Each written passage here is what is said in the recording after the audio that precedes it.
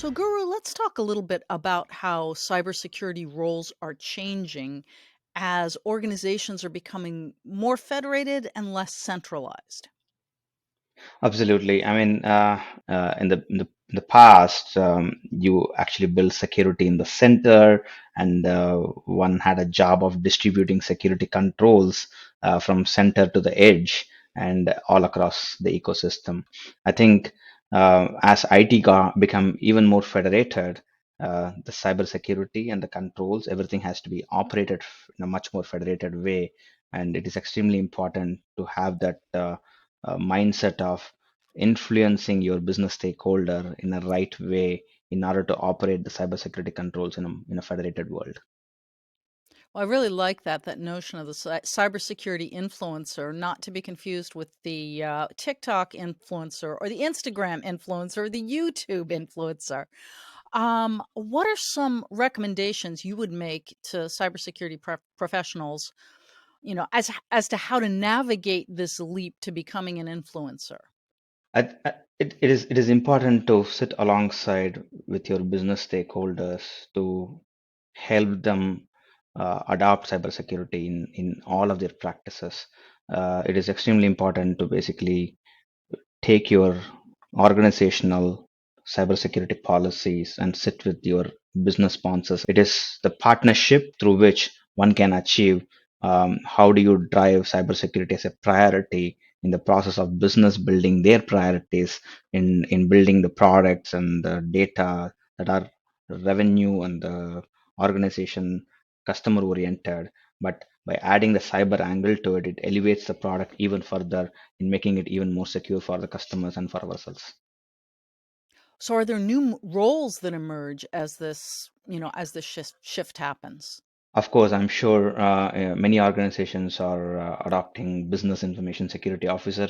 We call them as by BISOs, right? And as cybersecurity influencers, they become the influencers inside the business, sitting alongside with the corporate cybersecurity teams, understanding what the threat, what the actions, what technology adoption needs to take place. It's all about how much time that you allocate for cyber to contribute to that effort, and every business have their own priorities, and these BISOs play an extremely important role in influencing their CTOs and presidents and say, hey, here is why we need to allocate budget for cyber. Here is why we need to allocate time and effort and resource to perform the cyber activities in order to protect our business and applications, so that these BISOs continue to be the influencers, the champions, and also play a very critical role in the partnership between the central IT and the business IT of the world.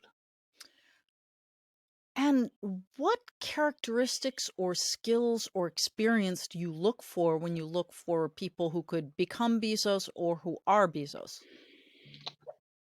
I think one would should have, in my opinion, one should have spent equally well amount of time working in a cyber world, working in an information security organization, understanding the threat landscape not just at one layer of a OSI stack, understanding the threat landscape across the entire layer of the work stack, and more importantly, the stronger partnership with the central information security organization, so that understanding how enterprises are adopting their information security deployments, and then being the champion in translating that technology solutions into business problems. That's a critical for the BISO to translate, to prioritize in their world.